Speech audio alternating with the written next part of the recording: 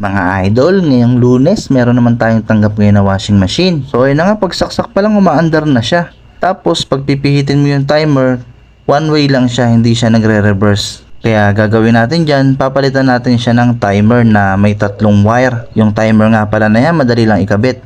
Kasi yung 3 wire, nakabukod yung 2 dun sa isa. Kaya para hindi kayo malito, una nyo ikabit yung nakahiwalay. Pag nakakabit na nga yung nakahiwalay, lagyan na ng tape para mas maganda yung pag-iikid ng tape.